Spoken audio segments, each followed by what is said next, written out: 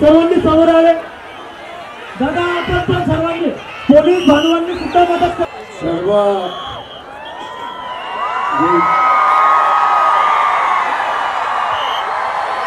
Hello जे उपस्थित आहेत त्या सगळ्यांनी खाली बसून घ्या. शांततेने खाली बसून घ्या म्हणजे सभा सुरुवात होईल. महाराष्ट्र राज्याचे कार्यकारिणी सदस्य शैलजाताई पाटील, जगन दादा गांगुर्डे तसंच विचारमंचावर उपस्थित सर्व मान्यवर या ठिकाणी उपस्थित असलेल्या सर्व बंधू आणि भगिनींना माझा क्रांतिकारी जय जय. मित्र हो, आज आपण बघत आहोत की पूर्ण महाराष्ट्रामध्ये साहेबांचा खूप मोठ्या प्रमाणात धंगावाद चालू आहे आणि त्याचप्रमाणे आपल्या जळगाव शहरात सुद्धा आपली या ठिकाणी सभा होणं अत्यंत गरजेचं होतं. त्यामुळे साहेबांना आम्ही आमंत्रित करून या ठिकाणी आणलेलं आहे. त्यावेळेस आपण म्हणतो की साहेबांनी काय उमेदवार दिला, काय विचार करून आणि आम्ही त्याला ओळखत नाही. त्याच्यानंतर बऱ्याच काळानंतर बाकीचा एखादी पिल्लू घडलेलं असतं ते चर्चा करतं किंवा हा पूर्ण कागदपत्र तयार केलं, तिला निवडून दिलं. निवडून दिल्यानंतर साहेबांनी सांगितलं आता हिला तुम्ही पंचायत समिती सभापती करा. परत साहेबांनी गाडी काढली, त्या बाईच्या घरी गेले झोपड्यामध्ये, तिथं पूर्ण डबे डुबे सगळे जमा केले. ते जमा करताना बघायचं आहे की हा उमेदवार नसून आपल्याला ह्या ठिकाणी सध्या बाळासाहेब उभे आहे आणि ते बघूनच आपल्याला मतदान करायचं आहे. एवढंच मी या ठिकाणी सांगतो आणि थांबतो. जय हिंद, जय भारत. या ठिकाणी साहेब आहेत, ताई साहेब, रेखाताई साहेब आहेत, आमच्या शमीबाताई आहेत. या ठिकाणी अजून चेतन गांगुर्डे साहेब आलेले आहेत. सगळ्यांना विनंती करेल की त्या ठिकाणी महापुरुषांना माल्यार्पण करण्यात यावी.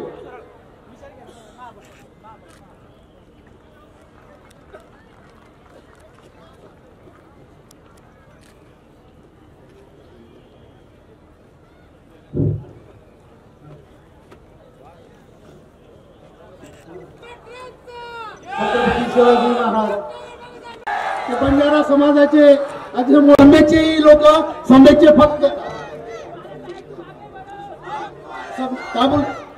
वंचित बहुजन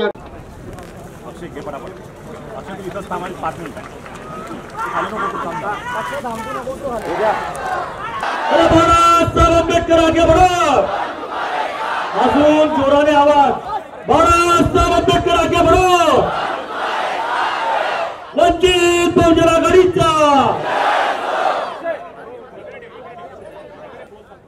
भारतीय बौद्ध महासभा जळगाव जिल्हा कार्यकारिणी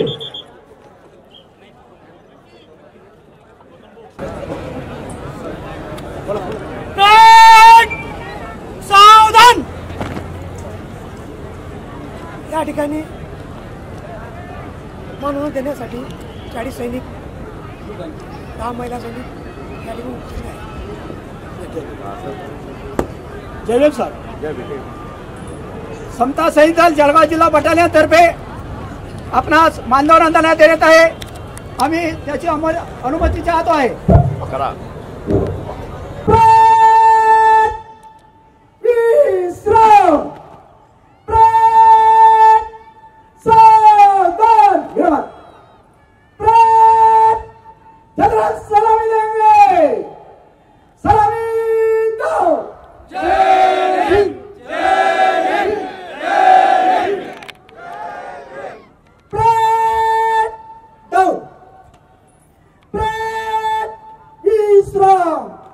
ही कशामुळे मिळाली, कोणामुळे मिळाली, कोणामुळे मिळाली? डॉक्टर बाबासाहेब आंबेडकरांमुळे. मित्रांनो, आपण इथे जमले आहोत कारण आपल्याला आदरणीय बाळासाहेबांवर विश्वास आहे. आपल्याला खऱ्या अर्थाने जर कोणी न्याय देऊ शकतो तर आदरणीय बाळासाहेब आंबेडकरच देऊ शकतात. त्यामुळे माझी सर्वांना विनंती आहे, येणाऱ्या इलेक्शन काळात बाळासाहेब आंबेडकर जोही उमेदवार देतील त्याला मनापासून मतदान करायचंय. आणि युवकांना माझा एकच सांगतो, युवकांना त्यांनी याच्या त्याच्याकडे आता हाताखाली काम करणं सोडून द्या, ह्या पक्षात त्या पक्षात जायचं सोडून द्या आणि आपला घरचा पक्ष आहे वंचित बहुजन आघाडी, त्यामध्ये सामील व्हा आणि मनाने काम करा. एवढंच सांगतो. जय भीम, जय शिवराय. पुन्हा एक वेळेस तेच बोलेल, अंधश्रद्धेतून बाहेर काढण्यासाठी आणि धर्मद्वेषाच्या बाहेर काढण्यासाठी ज्यांच्यामुळे ही सभा आयोजित झालेली आहे असे जळगाव जिल्ह्याचे जिल्हा अध्यक्ष व त्यांची संपूर्ण अशी असणारी वंचित बहुजन आघाडीची टीम, त्या सर्वांचं सुद्धा मी खूप असे इथे पहिले अभिवादन करू इच्छिते की ते स्वतःचे स्वप्न पूर्ण करण्यासाठी, स्वतःचे घर भरण्यासाठी, स्वतःच्या परिवाराला चालवण्यासाठी, स्वतःचे मोठे मोठे बंगले गाड्या घेण्यासाठी किंवा मोठ्या लवाजम्यासोबत राजकीय पद्धतीने हिंडण्यासाठी राजकारण नाही. मग राजकारण नेमकं काय? स्वतःच सगळं काही सोडून जो समाजासाठी जातो त्याला राजकारण म्हटलं जातं. जो स्वतःचा विचारच नाही करत, अरे माझ्या तब्येतीला काय होतंय, मी कुठे जातोय, कोणामध्ये बसतोय, कुठे फिरतोय, मला याचं भान नाही. माझं जीवन फक्त समाजासाठी आहे आणि हे कुठे बघायला मिळतं?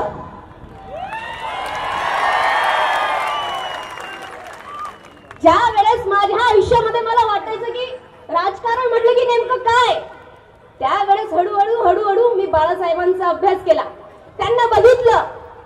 त्यावेळेला एक समजलं, एका साध्या राहणीमानीतले विद्वत्तेने श्रीमंत असलेले नेते, साध्या राहणीमानातले विद्वत्तेने श्रीमंत असलेले नेते हे साधारण नाही. अर्ध्यातून जास्त आपल्या लोकांना काही वर्षांपूर्वी जाणीवच नव्हती, पण ही जाणीव होणं आवश्यक आहे. आणि पुन्हा एक वेळेस सांगेल, जर भारताच्या राजकारणाची स्थिती सुद्धा जर विद्वत्तेच्या पातळीवरती न्यायची असेल तर त्या विद्वत्तेच्या पातळीवरती नेण्यासाठी सुद्धा एकमेव श्रद्धेय बाळासाहेब आंबेडकरांच्या हातातच ती सत्ता असणं गरजेचं आहे. मला फार आनंद आहे की प्रमोद इंगळे सरांनी चांगल्या प्रकारचा एक सत्ता संपादन मेळावा या ठिकाणी आयोजित केला. बाळासाहेबांनी आम्हाला तारीख दिली आणि एक चांगल्या प्रकारचा उत्साह या ठिकाणी आमच्या या जळगाव शहरात जळगाव जिल्ह्यात निर्माण झाला. साथीनो, आपण सगळेच्या सगळे आज सत्ता संपादन मेळाव्याच्या निमित्ताने इथे एकत्र आलेलो आहोत. गेल्या 15 दिवसापासून आदरणीय बाळासाहेब जळगाव महानगरीत येणार म्हणून एक उत्साहाचं वातावरण आपल्या सगळ्यांमध्ये होतं आणि तो उत्साह तुमच्या सगळ्यांच्या उपस्थित राहण्यापासून आणि सकाळपासून दिसून येतोय. पण आता नेमकी सत्ता संपादन करायची म्हणजे काय करायचं, तर आपल्याला काही रिंगण आखून गोट्या खेळायच्या नाहीये की माझा टेंबा मारला आणि तुझ्या 4 गोट्या बाहेर पडल्या म्हणजे मी जिंकलो असं करता येत नाही. सत्ता संपादन करायची तर त्यासाठी आपल्याला आपली काहीतरी सूत्र हाताशी बांधावी लागतील आणि ती सूत्र काय असतील तर ती असतील एकीची. कारण आपल्यात जी बेकी आहे, तर आपण जळगाव महानगरात उभे आहोत, ही बेकी जी आहे ही बेकी कोण माजवते आणि कशासाठी माजवते?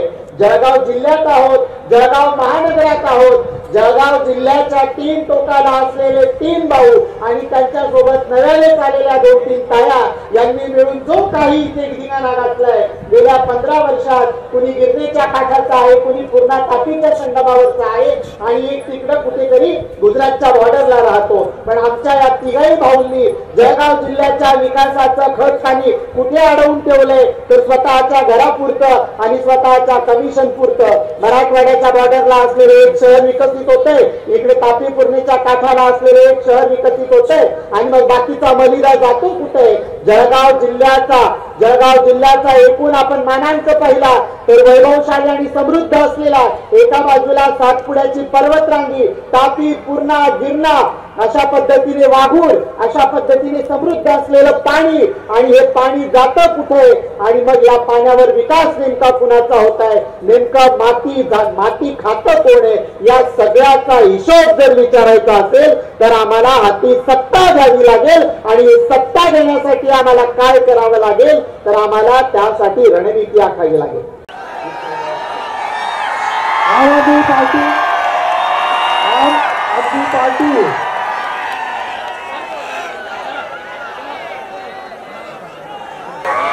हायकमान कैलास कराडे व त्यांचे सहकारी यांनी तत्काळ विचार मंचावर यायचं.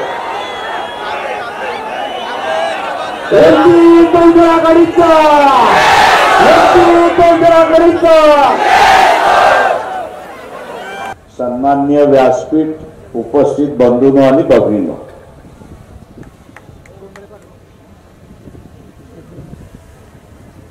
एका बाजूला भारतीय जनता पक्षाकडून प्रचार असा चाललेला आहे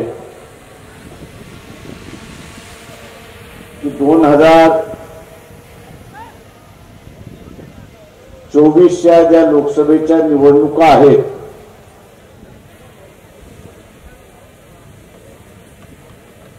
या निवडणुकांमध्ये आम्ही असणाऱ्या 318, 324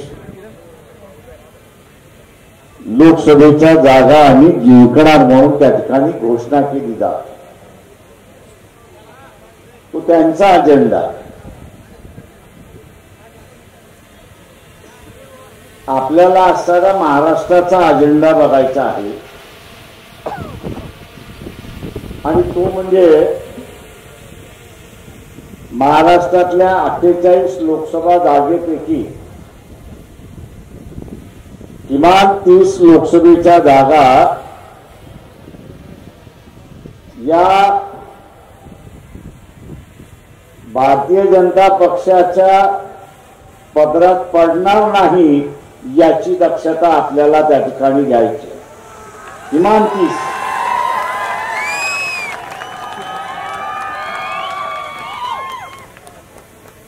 त्यांनी संकल्प केला, आपणही संकल्प करायचा. पण नुसता संकल्प करून चालत नाही.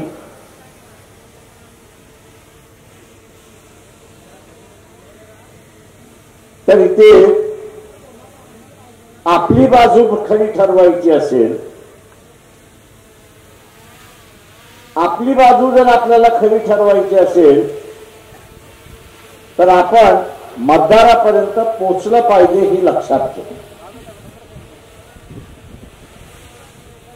हे मतदारापर्यंत आपण जोपर्यंत पोचत नाही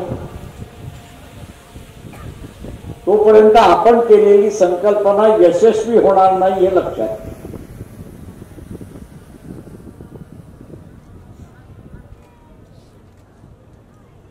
आता ही संकल्पना यशस्वी करायची असेल तर या सरकारच्या विरोधातला मतदार कोण आणि आपल्या बाजूने मतदान कोण करू शकतो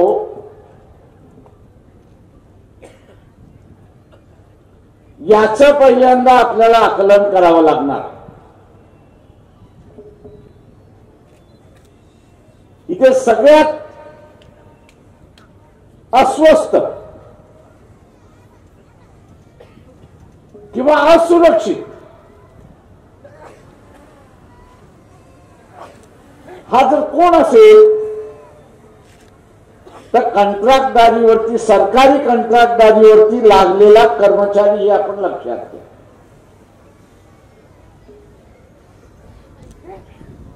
कॉन्ट्रॅक्ट पद्धतवरती लागलेला हा जो कामगार आहे, अधिकारी आहे, कर्मचारी आहे, हा सगळ्यात असुरक्षित. कोणाचा कॉन्ट्रॅक्ट 3 वर्षाचा आहे, कोणाचा कॉन्ट्रॅक्ट 5 वर्षाचा आहे, पुन्हा दिला जाईल का याची शंका आहे.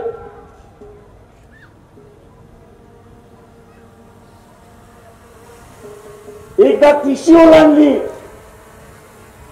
की शासन म्हणते आम्ही तुम्हाला घेऊ शकत नाही.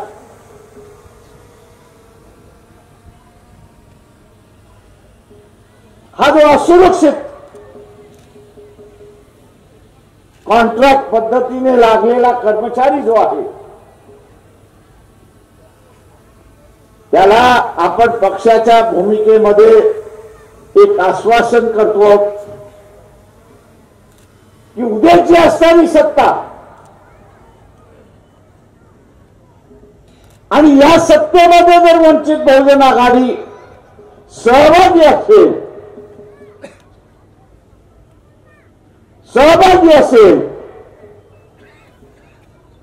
तर त्याला परमनंट केल्या जाईल हे आश्वासन आपण त्या ठिकाणी देतो.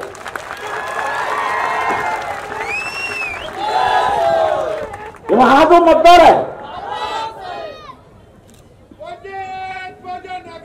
मतदार आहे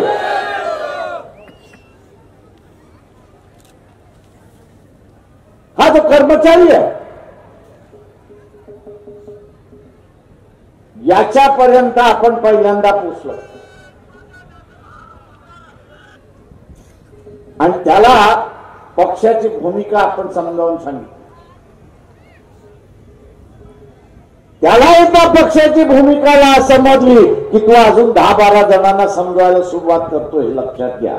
कारण त्याला टेम्पररी आणि असुरक्षित वातावरणातून त्याला सुरक्षित आणि परमनंट व्हायचं हे आपण लक्षात घ्या. मी हा जो कॉन्ट्रॅक्ट वरती लागलेला कामगार जो आहे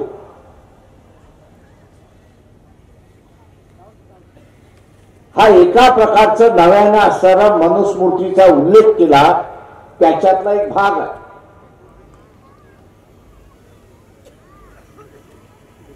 त्याच्यातला असणारा एक भाग आहे. तुम्ही शिकलात बरोबर झालं. तुम्ही शिकलेला जरी असला तरी आम्ही सांगू ते काम केलं पाहिजे. एक मानसिकता तयार केल्या जाते. एक लक्षात येणाऱ्या नव्या गुलामीची मानसिकता या ठिकाणी तयार केल्या जाते.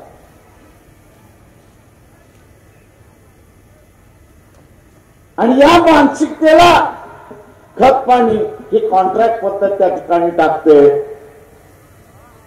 कारण का प्रत्येक 5 वर्षानंतर, प्रत्येक 3 वर्षानंतर, प्रत्येक 2 वर्षानंतर तू आपला निवेदन घेत, मोर्चे घेत, तिथे असणारं माझं कॉन्ट्रॅक्ट वाढवा म्हणून त्या ठिकाणी सांग. एक मानसिक आघात केला. देश स्वातंत्र्य झाला, संविधानाने सांगितलं की इथला असणारा जो कोणी कर्मचारी असेल हा कर्मचारी परमनंट असेल. त्यांनी चुका केल्या तरच त्याला सर्व्हिस म्हणून काढण्यात जाईल, नाही तर तो परमनंट राहील. त्याच्या विरोधात कारवाई केल्या जाणार नाही तशी असताना परिस्थिती.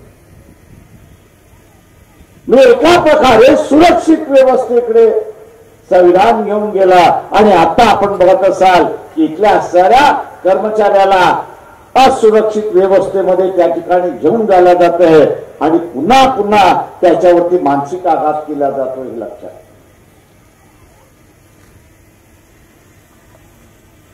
इथला कॉन्ट्रॅक्टवरचा असणारा जो कामगार आहे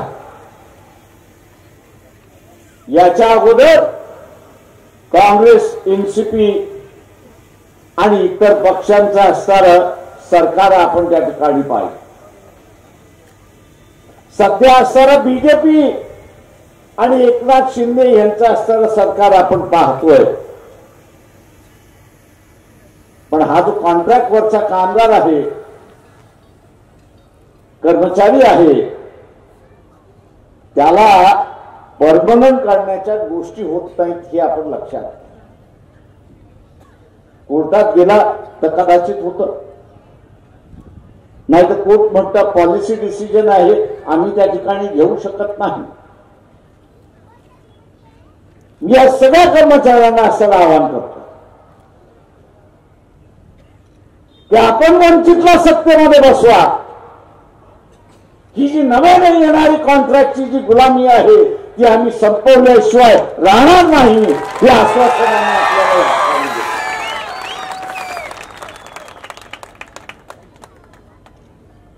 एक दुसरा वर्ग आहे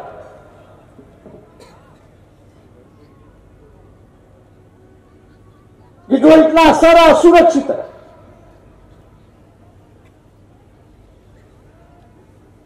आणि तो म्हणजे दिल्लीमध्ये जो शेतकरी, दिल्लीमध्ये जो शेतकरी वर्षभर आंदोलन करत होता त्या शेतकऱ्यांचे प्रश्न, त्या शेतकऱ्यांचे प्रश्न काय होते तर मोदी सरकारने काढलेले कायदे होते त्याच्या विरोधात. बांधावरती व्यापारी माल विकत घेऊ शकतो हा कायदा होता.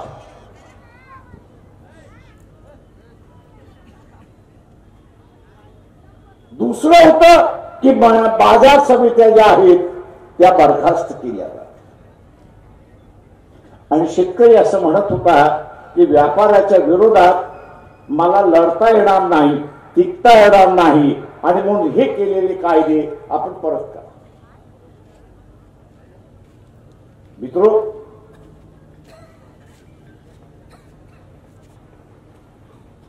आज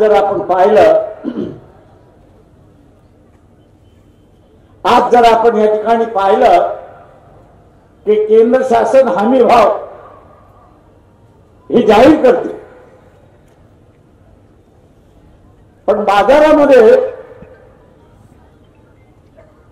व्यापारी त्या हमी भावापेक्षा कमी भावाने त्याचा माल विकत घेतो.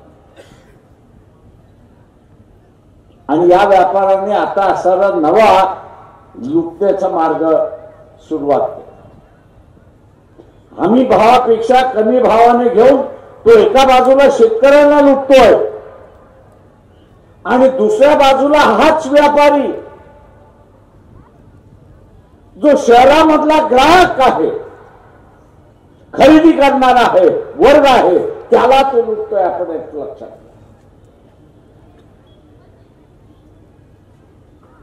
भारतीय जनता पक्षातले असणारे आमदार खासदार यांना असणारा आवाहन करतो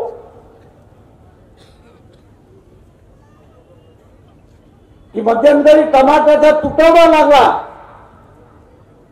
आणि झाला. महिनाभर तुटवडा राहिला. भारतीय जनता पक्षातल्या आमदार खासदारांनी इथल्या सरकारला आवाहन करतोय की कुठल्या दिवशी आणि कुठल्या बंदरामध्ये तुम्ही टमाटा बाहेरून आणला तो तरी सांगा.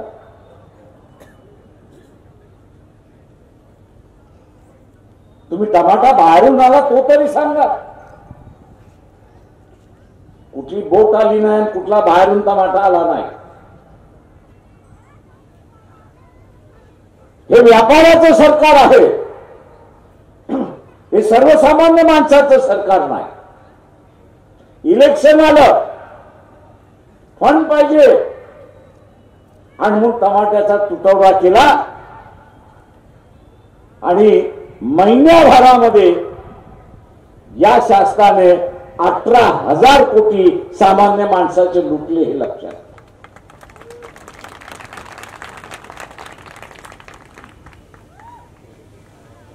प्रत्येक माणसाने हिशोब करा की त्या महिन्याभराच्या कालावधीमध्ये मी किती टमाटा विकत घेतला आणि किती अधिक पैसे दिले हे बघा. तुमचा हिशोब तुम्हीच करा. आणि जर तुम्हाला असं दिसलं की मी असणारे 100 रुपये जास्ती खरेदी केले, जास्ती रुपये देऊन खरेदी केले, तर तुमच्या शेजाऱ्यांनी तेच केलं, तुमच्या वस्तीतल्या लोकांनी तेच केलं, तुमच्या शहरातल्या लोकांनी तेच केलं. तालुक्यामधल्या लोकांनी तेच केलं, जिल्ह्याच्या लोकांनी तेच केलं, राज्याच्या लोकांनी केलं आणि देशभरातल्या सगळ्या माणसांनी केलं. प्रत्येकाचे 100-100 रुपये जमा करा. टोटल किती होते? माझ्या खिशातून 100 गेले म्हणून मला झळ पोचली.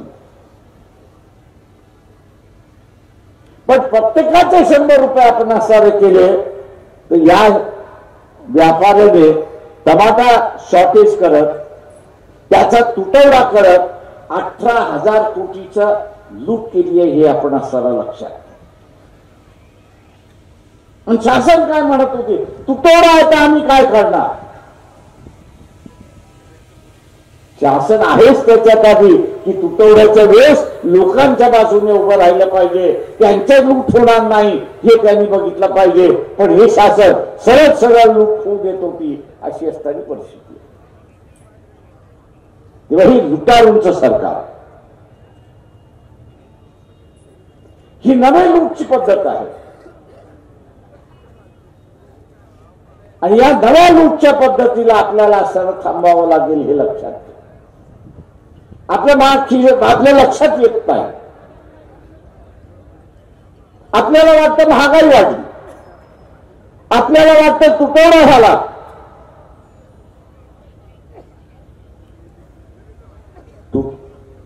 तुटवडा झाला तर कुठून तरी बाहेरून आला पाहिजे ती तूट भरून काढण्यासाठी. ती तूट भरून काढण्यासाठी बाहेरून कुठून येत नाही तर इथे असणारा तुटवडा केला जातो. लक्षात येतं की आपण असणारा प्रचंड लुटलाय, आता भाव खाली करा आणि पुन्हा टमाट्याचा भाव खाली आला अशी परिस्थिती. तुटवडा झाला तो अख्खा सीझनभर तुटवडा झाला पाहिजे, अख्खा सीझनभर भाव वाढला पाहिजे. महिन्याभरात वाढतो, महिन्याभरातच खाली पडतो हे राजकारण आपण असताना लक्षात घेतलं पाहिजे. ही नव्या लुटीची नांदी आहे हे आपण लक्षात घ्या. आणि हे सरकार या लुटीला पाठीमागे घालतंय. या पाठीमागे घालणाऱ्या सरकारला आपण मातीत लोळवलं पाहिजे एवढं असणारा लक्षात घेतलं. आणि म्हणून मित्र,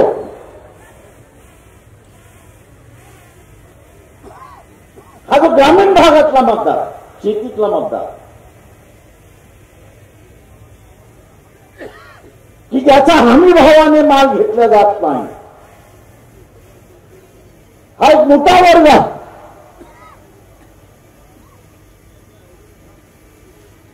त्याला सुरक्षित आपण आसारा करण्यासाठी निघालो.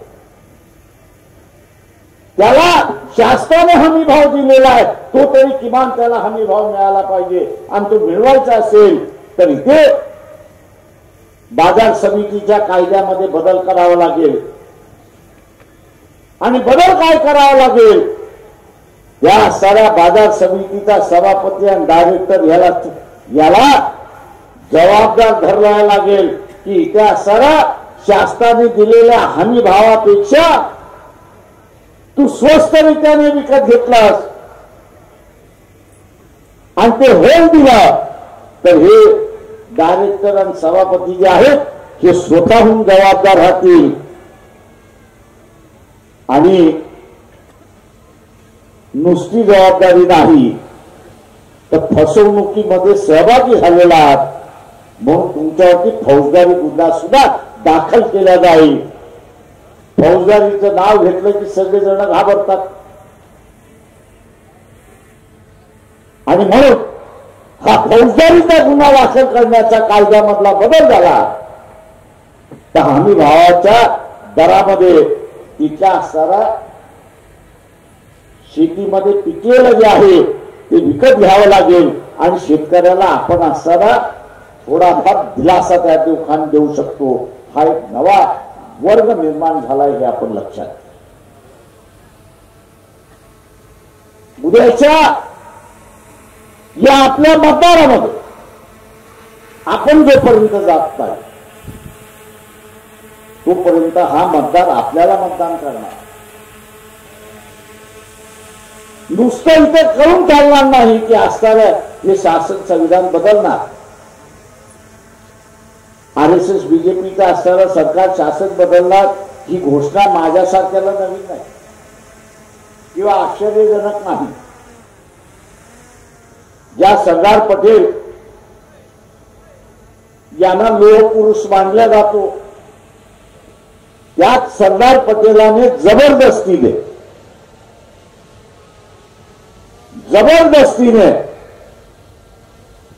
तुम्ही ही घटना मानणार असाल, देशाचा तिरंगा हा नॅशनल फ्लॅग आहे आणि अशोक चिन्ह हे या देशाचं सिंबल आहे हे मान्य करणार असाल तर तुम्हाला जेलमधनं सोडतो, नाही तर मी सोडत नाही. जेलमधनं बाहेर येण्यासाठी एग्रीमेंट केलं आणि जबरदस्तीनं मान्य करायला. आता ते जबरदस्तीनं मान्य केलं, आता ते म्हणतात आम्ही बदलणार. आणि त्या काळी शपथ घेतली होती की ही घटना आम्ही मान्य करणार.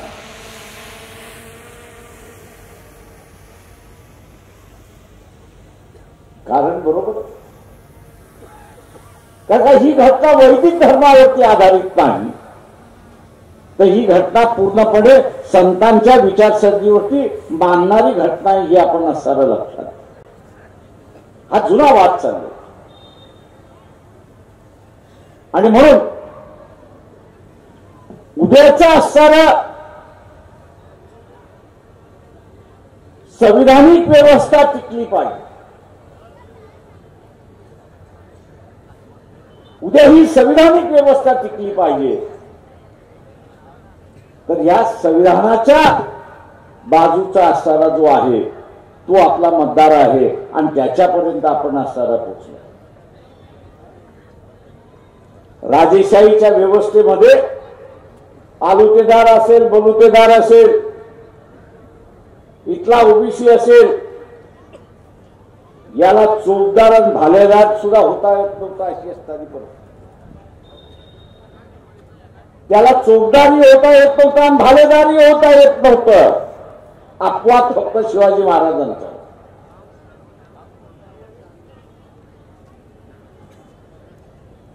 आपण हा प्रचार केला पाहिजे की उद्याची असणारी ही जी नवीन व्यवस्था आहे या व्यवस्थेमध्ये आम्हाला भालेदार आणि चौकदार होण्याचा अधिकार राहणार आहे का आणि तो कशा पद्धतीचा राहणार आहे याचं विवरण तर असताना खरा.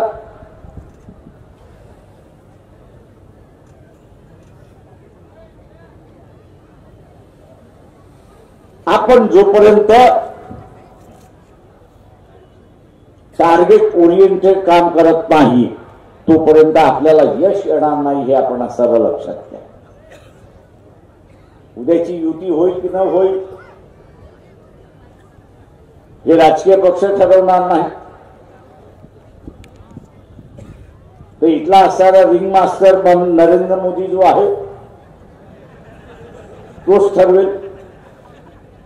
आता बसल्या बसल्या मी असं एक बातमी दाखवत होतो की 21 तारखेला केजरीवालला ईडीने समन्स केलेला बोलवलेला.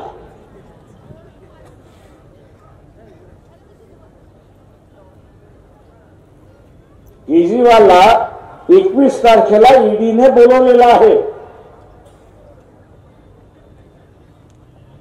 आता तुम्हाला पोलिसांनी बोलवल्यानंतर तुम्ही काय करता?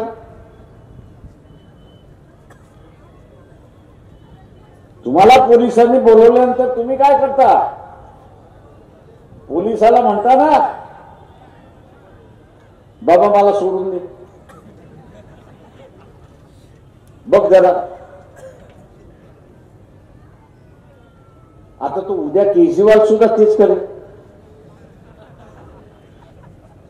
का? तो तुमच्यासारखाच माणूस आहे. तुम्हाला सुद्धा जेलमध्ये जायचं नसतं म्हणून पोलिसांच्या हातापाया पडतात, जाऊ द्या बाबा काहीतरी करण मला सोडून दे, पुन्हा करणार नाही. ज्या काय अनाभाका घ्यायच्या त्या अनाभाका पोलिसांसमोर घेतात. आता तोही माणूस आहे, तोही तेच करेल. उद्या त्याला सांगितलं की तू असं कोणाबरोबर जायचं नाही, तो काय म्हणा ठीक आहे मान्य करतो, जात नाही कोणाबरोबर. तुम्हाला असं वाटतं की नाही इथे असताना सगळ्यांनी एकत्र बसलं पाहिजे आणि बीजेपीच्या विरोधात लढलं पाहिजे? भावना ठीक आहे पण वस्तुस्थिती हा रिंग मास्टर जो आहे, हा रिंग मास्टर कधी हत्तीला उभा करतोय, कधी घोड्याला उभा करतोय, कधी अस्वलाला उभा करतोय, कधी कुत्र्याला उभा करतोय.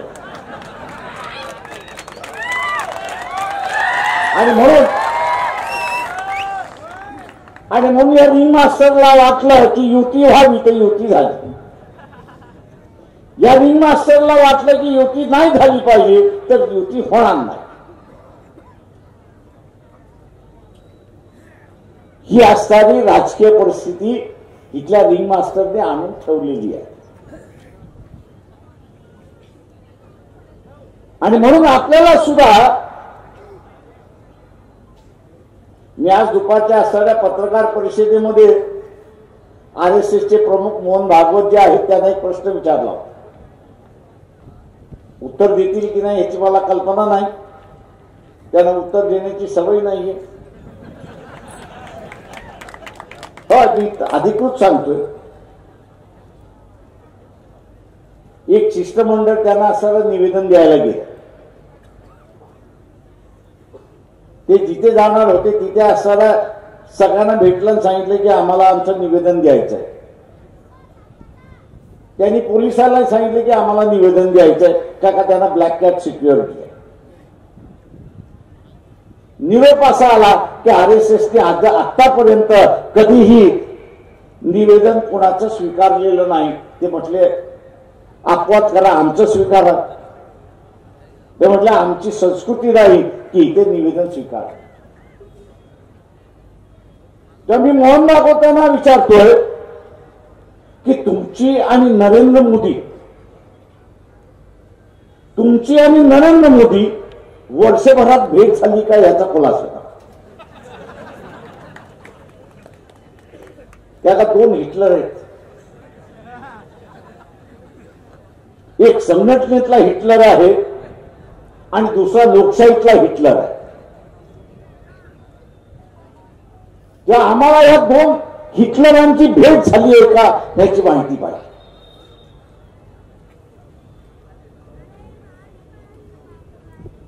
दुर्दैवाने माझ्या टीकेनंतर आता नरेंद्र मोदीच्या पाठीमागचा बॉडीगार्ड दिसायला लागला.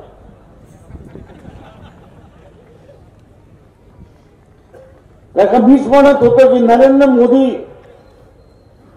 हा एकटाच दिसतो, दुसरा कोणी दिसत नाही लाल किल्ल्यावरनं. पण त्यांच्या अगोदरचे सगळे पंतप्रधान बघा, त्या सगळ्या पंतप्रधानाच्या पाठीमागे 2 बॉडीगार्ड त्या ठिकाणी दिसतात. मोदी त्या बॉडीगार्डला सुद्धा घाबरत होता. आणि ते घाबरत याच्यासाठी होता की उद्या त्या बॉडीगार्डचा चेहरा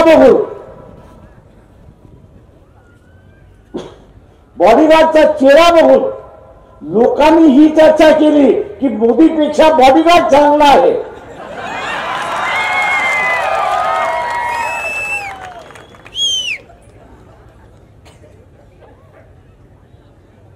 मोदीपेक्षा बॉडीगार्ड चांगला आहे ही चर्चा होईल म्हणून तो बॉडीगार्डलाच दाखवत नव्हता. अशी परिस्थिती मागच्या 10 दिवसापासून एक बॉडीगार्ड दिसायला लागलाय, एक बॉडीगार्ड दाखवला जातोय. अशी असणारी परिस्थिती आहे. म्हणजे ज्या माणसाला आपले अंगरक्षक जे आहेत, आपल्या स्वतःच्या सुरक्षिततेसाठी आहेत, त्यांना दाखवण्यावरून सुद्धा त्याला भीती वाटते. या माणसाची मानसिकता काय असते? हा एक रोग आहे, मानसिक रोग आहे.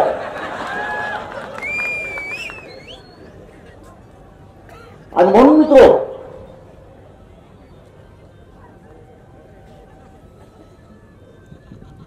आज जे सांगितलं जाते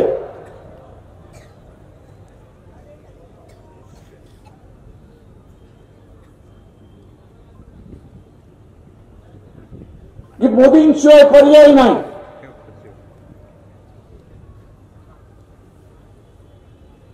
मी त्यांना असं म्हणतो की काय महत्वाचं काम झालं एवढं तरी सांग.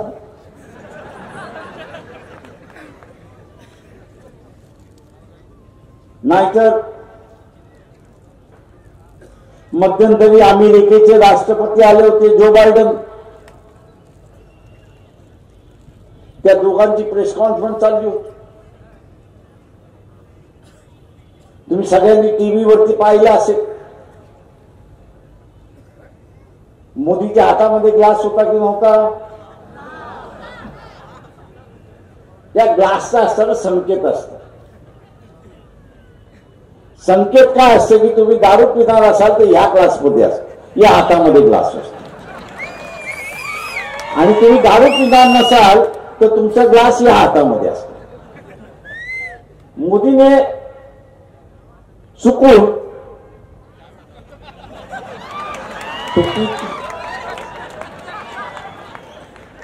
चुकून दारूचा ग्लास चुकीच्या हातामध्ये धरलो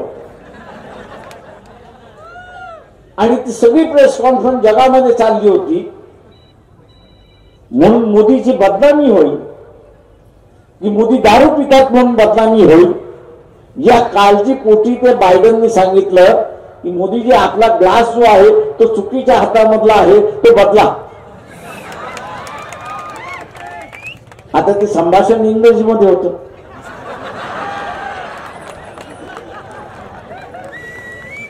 बायडन इंग्रजीमध्ये बोलत होता. पुन्हा खोला तुम्ही बघत असाल की तो एकदा नाही तीनदा सांगत होता आणि मोदी आपलं 3 वेळा किकी किकी किकी हसत बसला.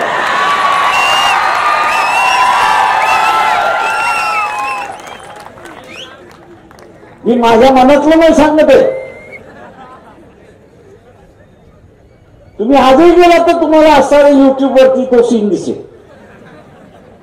आणि शेवटी बायडन स्वतंत्र आहे. मी सांगतोय नीट वाग तरी हा नीट वागत नाही.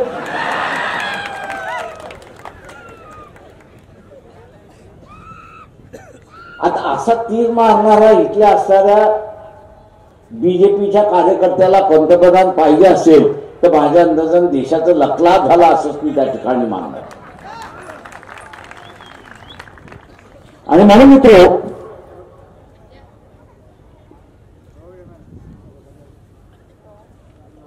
आता रेल्वेने प्रवास करायला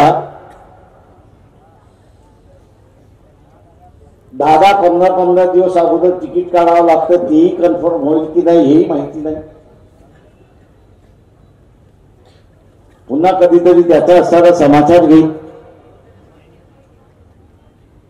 की देशाला असताना फार चांगल्या रीतीने चालवलेल्या आहे, गाड्या नव्या आलेल्या आहेत, अमुक नव्या आलेले आहेत, पण असणाऱ्या लोकांच्या सोयीच्या गाड्या या बंद झाल्या अशी असणारी परिस्थिती आहे.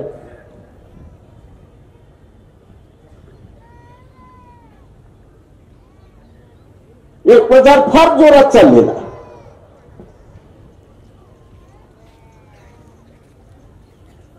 आणि तो म्हणजे की ह्या देशाला हिंदू धर्म म्हणून घोषित केला पाहिजे. मी या सगळ्यांचं दुर्दैव मानतो.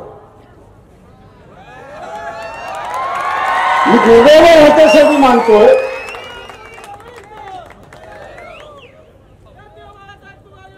याचं कारण असं आहे की ह्या देशाची भौगोलिक रचना कशी असली पाहिजे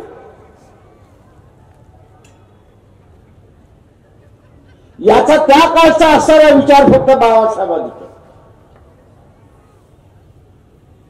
ज्यांनी कोणी असणारं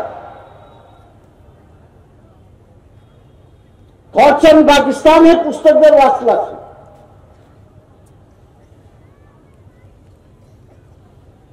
तर या देशातल्या हिंदूंवरती बाहेर येऊन येणाऱ्यांनी 2500 वर्ष राज्य केलं.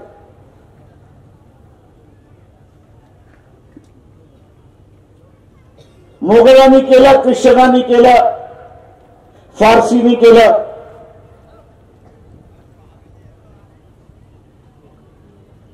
बाहेरच्यांनी असणारं राज्य केलं.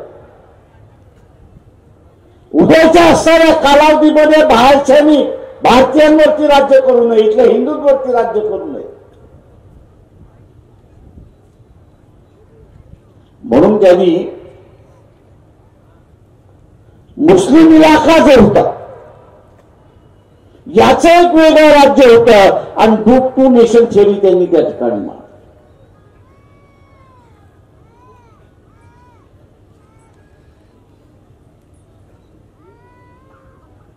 की उद्याच्या असणाऱ्या कालावधीमध्ये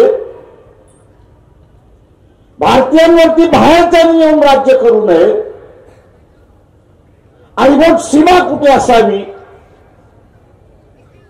आणि ती सुरक्षित कशी राहावी याची असणारी मांडणी केली. आणि आज आपण असणारा बघतो की इथला असणारा भारतीयांचा एक देश म्हणून गेली 70 वर्ष आपण असणारा टिकून राहिले. आता त्याला गालबोट लावायला सुरुवात झालेला.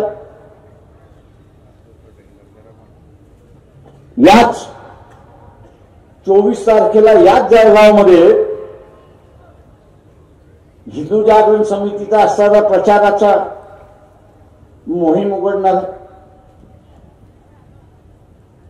संविधान बदललं पाहिजे म्हणून तिथे सांगितलं जाणार. हा देश हिंदू झाला पाहिजे म्हणून त्या ठिकाणी सांगितलं जाणार आहे. 80% इथली लोकसंख्या हिंदूंचीच आहे. मी तिथल्या वक्त्यांना असताना फक्त एवढं आव्हान करतो की इस्लामिक कंट्री सांगत असताना मोहम्मद पैगंबरांचं नाव घेतात. ज्या देश ख्रिश्चन आहेत ते असताना येशू ख्रिस्ताचं नाव घेतात. उद्याचा असणारा हा हिंदू देश म्हणून आपल्याला घोषित करायचा असेल तर इथला असणारा देव आणि देवता कोण हे तर पहिल्यांदा सांगा. की काय पूर्वज वेडे नव्हते. हे काय पूर्वज वेडे नव्हते.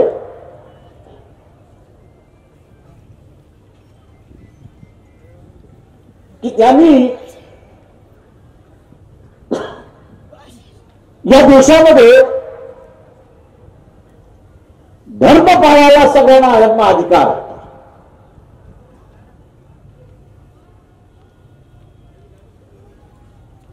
धर्म पाळायला सगळ्यांना अधिकार दिला.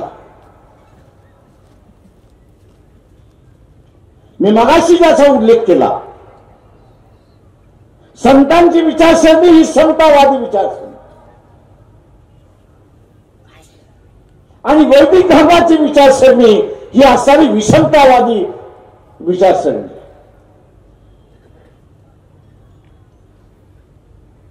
हळूहळू दोघेही बदलतील आणि एका नव्या दिशेने सुरुवात होती ही अपेक्षा त्या पिढीची.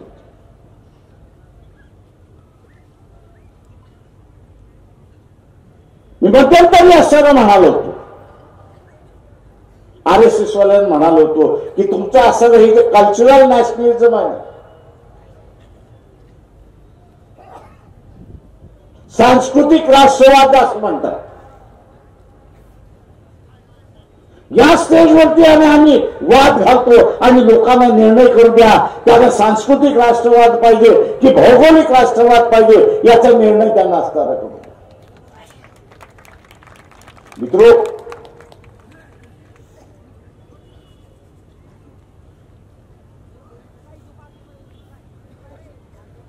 एकदा तुटलं की जुळणार नाही एवढं लक्षात.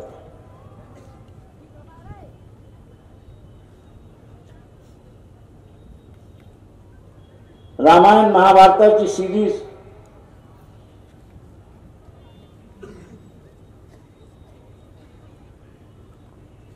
याला प्रेक्षक 90% होते. 90% होते. पण त्या रामायणाच्या सिरीज मध्ये एक सुप्रीम कोर्टामध्ये पिटिशन घेतली. मी त्याचा उल्लेख नाही करत. आणि त्या पिटिशनचा गाभा काय होता की कुठल्या देवाने कोणासमोर झुकलं आणि कुठल्या देवाने कुठल्या समोर झुकल्यामुळे माझ्या भावना दुखल्या आणि म्हणून हा सीन काढून टाका म्हणून ते पिटिशन.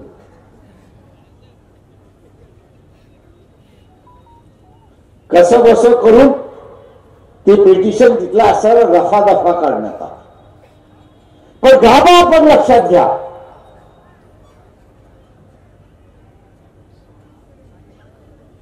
गाभा हा आहे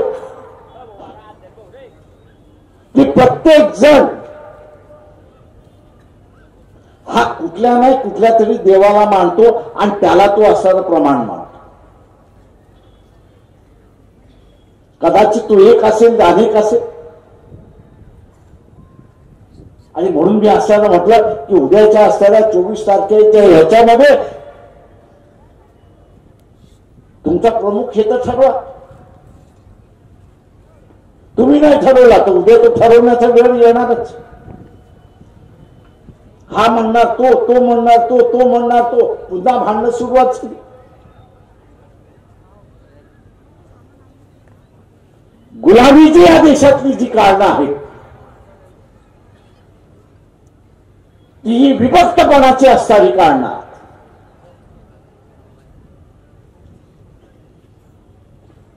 आणि म्हणून बाबासाहेबांनी इतर सगळेच म्हणाले होते की ज्या भावनेतून इथली माणसं विभक्त होऊ शकतात त्यांना कृपा करून राजकारणाचा अड्डा बनवू नका.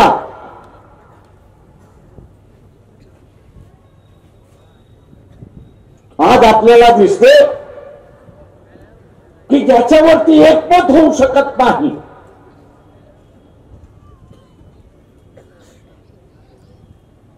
ज्याच्यावरती एकमत होऊ शकत नाही अशा असणाऱ्या विषयाला टेबलावरती आणलेला.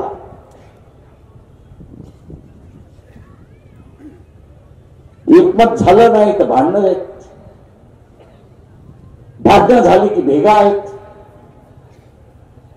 भेगा झाले की वेगळं होणार.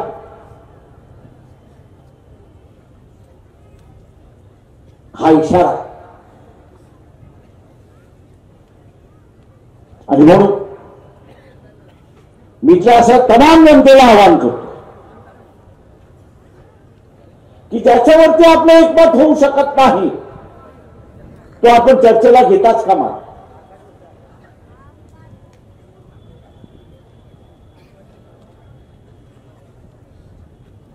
तो आपण चर्चेला घेताच कामा नये. आणि ह्या देशामध्ये माणसांमधला भेदभाव आपल्याला वेगळा करतात.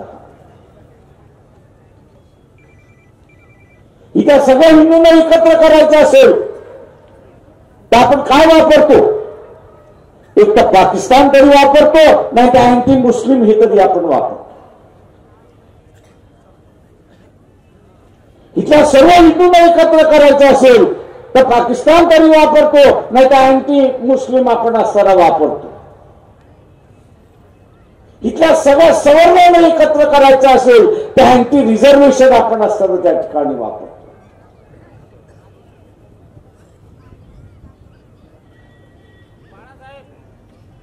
प्रश्न असताना त्याच्यामधला एक आहे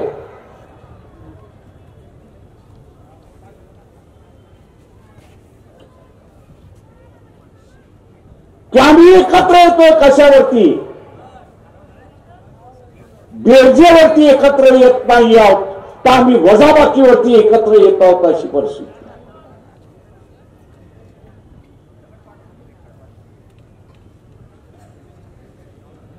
जिथं बेरजेवरती एकत्र येतो तिथं नवीन घडवता येतं,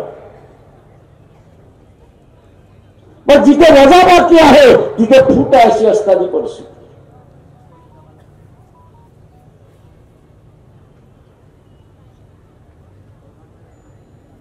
आव्हान इथं असं एखाद्याने असताना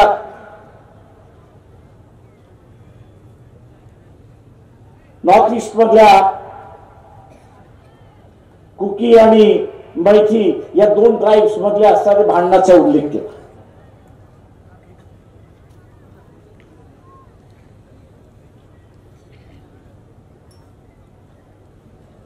तुम्ही आता ट्राईब मध्ये भांडणं लावायला लागलेला.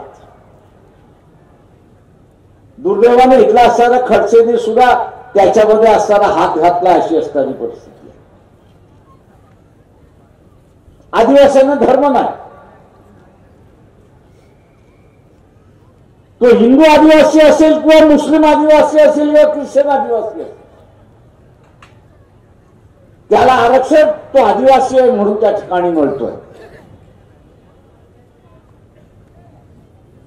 त्यांनी कदाचित ख्रिश्चन धर्म स्वीकारला असेल, त्यांनी कदाचित हिंदू धर्म स्वीकारला असेल, त्यांनी कदाचित मुस्लिम धर्म स्वीकारला असेल. संविधान असं म्हणतंय की तो आदिवासी आहे म्हणून त्याला असणारं आरक्षण आपण दिलं पाहिजे. आता काही आदिवासी मुस्लिम झाले, काही आदिवासी ख्रिश्चन झाले, काही आदिवासी हिंदू झाले, तर त्यांनी धर्मांतर का केलं आणि केलं असेल तर त्यांचं आरक्षण काढा म्हणून असं एक नव्यानं मोहीम या ठिकाणी सुरू आहे.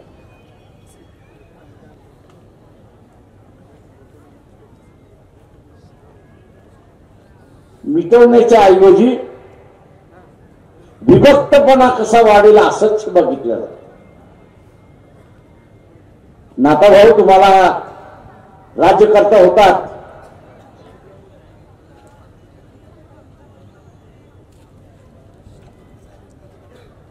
आणि अनेक तुमच्यासारखे राज्यकर्ते आहेत, पण या देशातले किती विद्यार्थी परदेशी शिकायला जातात एवढं सांगा. पोस्ट ग्रॅज्युएशनला जातात ते वेगळे आहेत, ग्रॅज्युएशन साठी किती जातात याचं सांगा. जी काही आकडेवारी बाहेर आलेली आहे, 22 लाख विद्यार्थी बाहेर जातो. ग्रॅज्युएशन करण्यासाठी 22 लाख विद्यार्थी बाहेर जातो, आणि हा प्रत्येक विद्यार्थी 40 ते 50 लाख खर्च करतो अशी असताना परिस्थिती. तुम्ही राज्यकर्ते होतात, शाळा खोलल्या असत्या, कॉलेजेस खोलल्या असत्या, मेडिकलच्या, इंजिनिअरिंगच्या, आर्किटेक्टच्या, वेगवेगळ्या ह्याच्या आयटीच्या असताना खोलल्या असत्या, ते 22 लाख विद्यार्थी बाहेर गेलेले असते.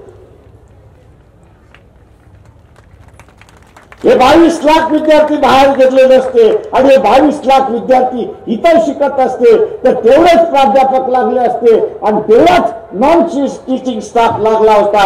रस्त्यावरचा हा जो बेरोजगार आहे,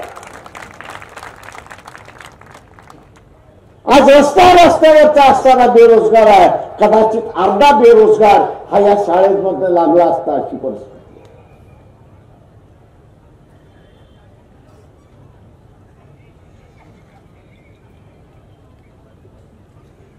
या देशातली अर्धी बेकारी आपण असं संपवू शकलो असतो. आणि 50 लाखाच्या निमित्ताने या देशाची संपत्ती जे परदेशी काढलेली आहे ती कदाचित आपण थांबवली असती आणि इथली असताना गोरगरिबाचा प्रश्न आपण त्या ठिकाणी सोडवला असता. मित्रो,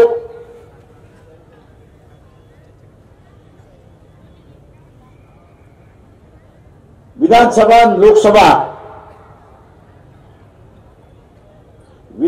आणि लोकसभा या माणसांच्या पोटाचा प्रश्न आणि सुरक्षितता प्रश्न त्या ठिकाणी सोडवतात.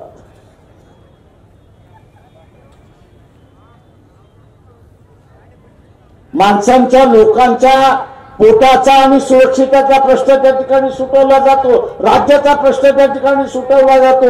आज आपण बघत असाल की त्याला धार्मिक आखाडा करण्याचा भाग त्या ठिकाणी चालला.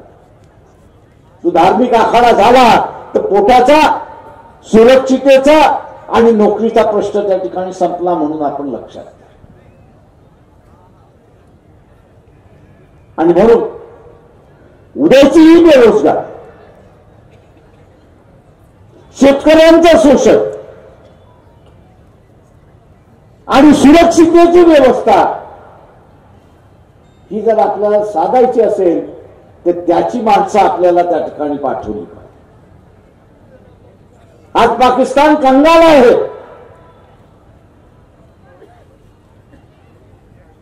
दोन दिवस सुद्धा लढण्याचं शस्त्र त्यांच्याकडे नाही. पण आजही आपण बघत असाल सीमेवरती दर तिसऱ्या दिवशी 2 जवान मरतात आहेत अशी परिस्थिती आहे. आणि तुम्हाला असताना 56 इंचांची छाती आहे. या 56 इंचाच्या छातीमध्ये एक पुलवामा आणि त्याच्यानंतर उरी, अरे पुन्हा घुसा आणि मोकळं व्हा ना एकदाच. पण गांधी दम पाहिजे.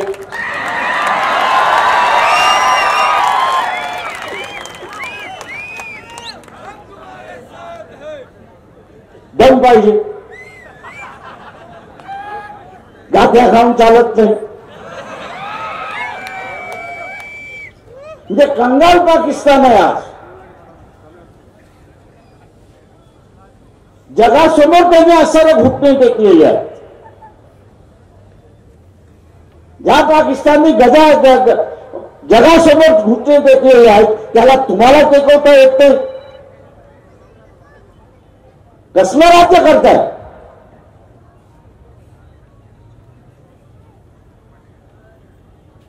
आणि म्हणून मित्रो, आपण खऱ्या अर्थाने विस्कळीत होत चाललोय अशी असणारी परिस्थिती. समाजाची घडी विस्कळीत चाललेली आहे.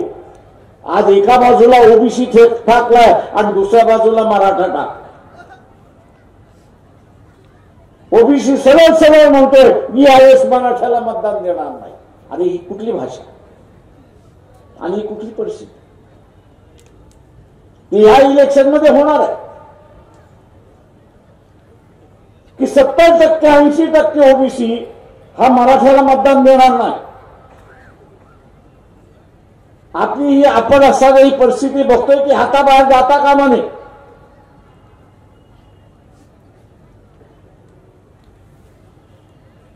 आणि म्हणून आपण म्हटलं की बा सत्ता आली तर आम्ही मराठा समाजाचं आरक्षण कसं द्यायचं त्याचा आराखडा आम्ही त्या ठिकाणी मांडू.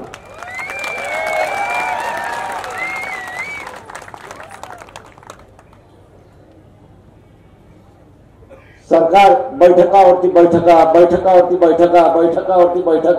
जसं तारीख पे तारीख तशा रीतीने चाललेलं आहे. आणि म्हणून जाता जाता मी एवढंच आव्हान आपल्याला करणार आहे की देशभरात काय होईल पण महाराष्ट्रामध्ये